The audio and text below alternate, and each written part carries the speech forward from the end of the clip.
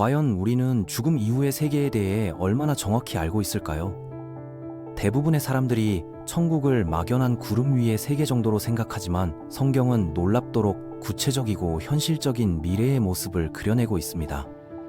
오늘 여러분과 함께 살펴볼 내용은 단순한 상상이 아닌 하나님께서 직접 계시해 주신 새로운 세상의 실제 모습입니다.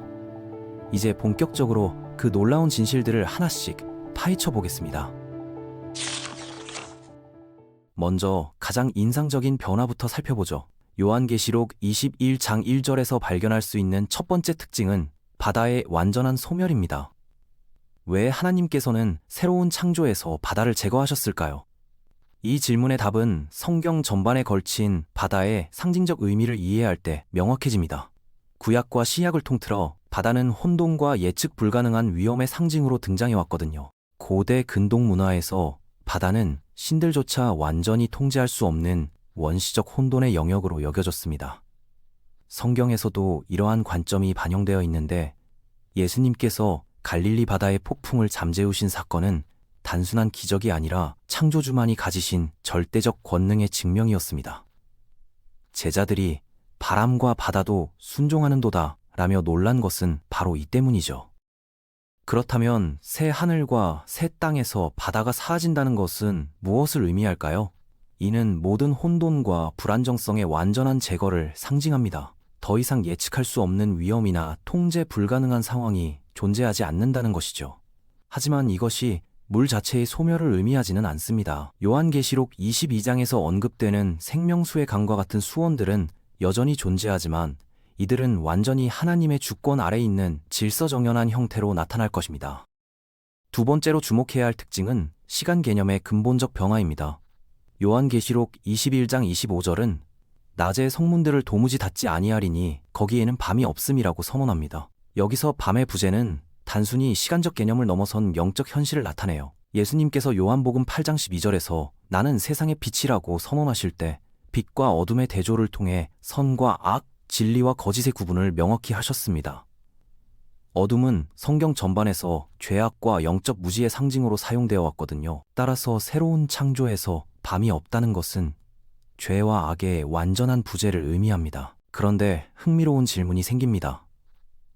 해와 달이 없다면 어떻게 빛이 존재할 수 있을까요? 이것이 바로 세 번째 특징의 핵심입니다. 요한계시록 21장 23절과 22장 5절에서 그 답을 찾을 수 있어요. 그 성은 해나 달의 비침이 쓸데없으니 이는 하나님의 영광이 비치고 어린 양이 그 등불이 되심이라는 말씀이 그것입니다. 이는 완전히 새로운 차원의 조명 시스템을 의미합니다. 하나님 자신이 직접 빛의 근원이 되시는 것이죠. 이러한 개념은 사실 성경의 첫 장에서도 암시되었습니다. 창세기 1장에서 하나님께서 빛이 있으라 명하신 것은 첫째 날이었지만 해와 달과 별들을 만드신 것은 넷째 날이었거든요.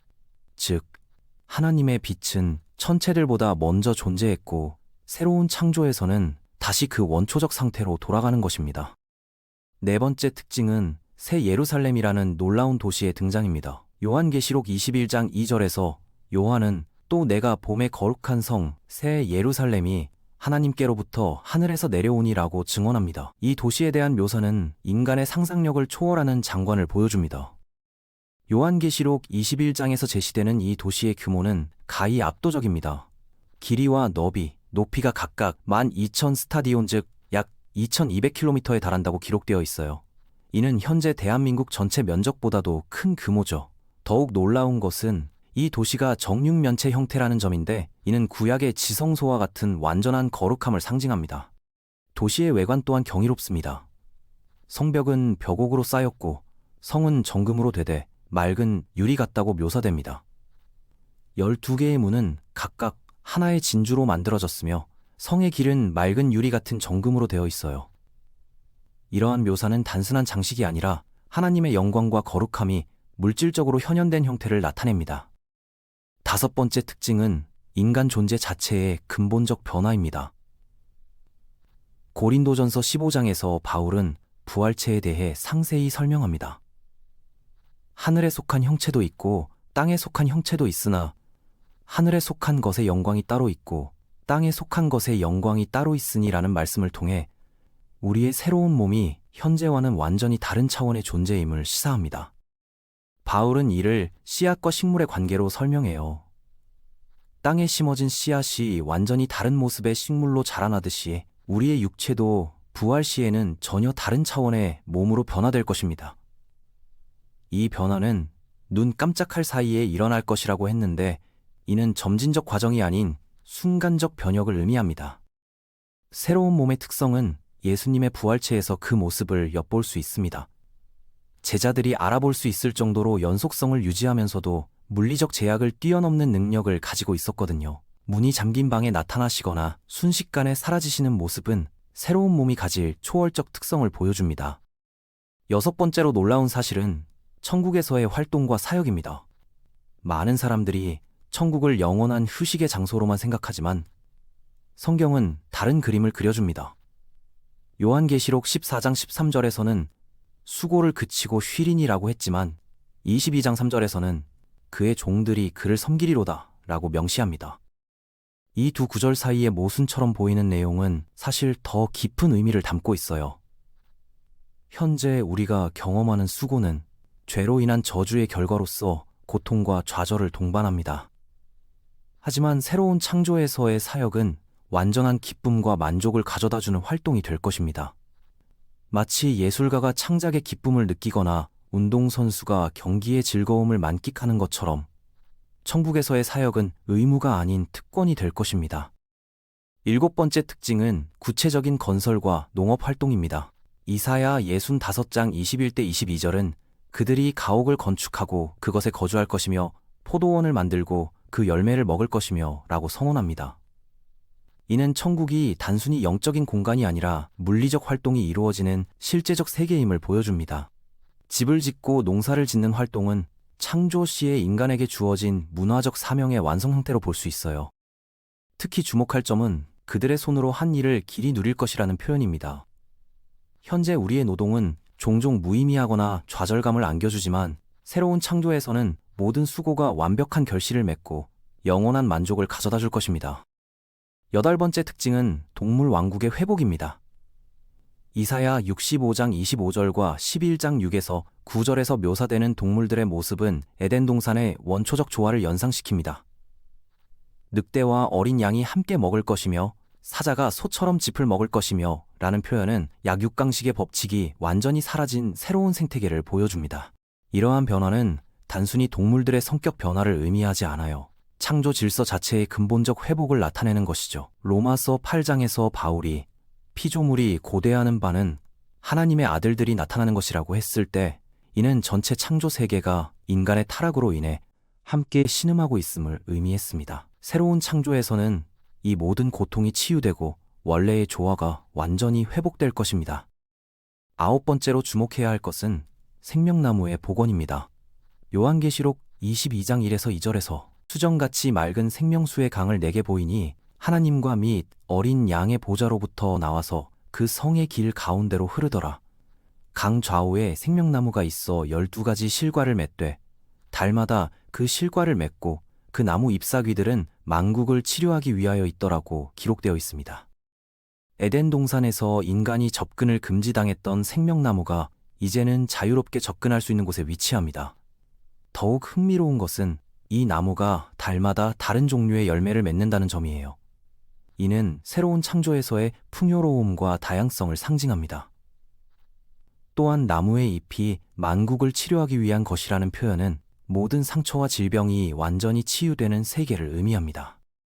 마지막 열 번째 특징은 사랑하는 이들과의 재회입니다. 이는 아마도 많은 사람들이 가장 간절히 소망하는 부분일 것입니다. 성경은 여러 곳에서 죽은 후에도 개인의 정체성이 유지되며 서로를 알아볼 수 있음을 시사합니다. 사무엘하 12장 23절에서 다윗이 죽은 아들에 대해 나는 그에게로 가겠고 그는 내게로 돌아오지 아니하리라고 말한 것은 죽음 이후의 재회에 대한 확신을 보여줍니다. 또한 변화산에서 모세와 엘리야가 예수님과 대화하는 장면이나 부활하신 예수님을 제자들이 알아본 것은 천상에서도 개인의 정체성과 관계성이 유지됨을 증명합니다. 데살로니가전서 4장 13에서 18절에서는 더욱 구체적으로 먼저 죽은 자들이 일어나고 그 후에 우리 살아남은 자들도 그들과 함께 구름 속으로 끌어올려져 공중에서 주를 영접하게 하시리니 그리하여 우리가 항상 주와 함께 있으리라고 선언합니다. 이는 모든 시대에 믿는 자들이 함께 모이는 대재회를 약속하는 것이죠. 이러한 재회는 단순히 옛 관계의 회복을 넘어선 새로운 차원의 교제를 의미할 것입니다. 죄와 오해, 상처로 인해 완전하지 못했던 지상의 관계들이 완전한 사랑과 이해 안에서 새롭게 시작될 것입니다. 부모와 자녀, 부부, 친구들 사이의 관계가 하나님의 사랑 안에서 완전히 회복되고 영원히 지속될 것입니다. 이 모든 특징들을 종합해보면 새 하늘과 새 땅은 우리가 상상하는 것보다 훨씬 구체적이고 현실적인 세계임을 알 수 있습니다. 그것은 영혼만의 세계가 아니라 완전히 새로워진 몸으로 살아가는 물리적 현실입니다. 일하고, 창조하고, 관계를 맺고, 탐험하는 모든 활동이 완전한 기쁨과 만족 속에서 이루어질 것입니다. 하지만 이 모든 영광스러운 미래는 한 가지 조건 위에 서 있습니다. 바로 예수 그리스도를 통한 구원입니다. 요한계시록 21장 27절이 명확히 선언하듯이 오직 어린 양의 생명책에 기록된 자들만이 이 거룩한 성에 들어갈 수 있습니다. 하나님의 완전한 거룩함 앞에서 죄 있는 인간은 스스로 설 수 없기 때문입니다. 그러나 하나님의 놀라운 사랑은 우리를 위해 길을 열어주셨습니다. 예수님께서 십자가에서 우리의 죄를 대신 지심으로써 우리는 하나님의 의로움을 선물로 받을 수 있게 되었습니다. 이것이 바로 복음의 핵심이에요. 우리의 노력이나 선행이 아닌 오직 예수님의 완성된 구원 사역을 믿음으로 받아들일 때 영원한 생명과 함께 이 모든 영광스러운 미래가 우리의 것이 됩니다.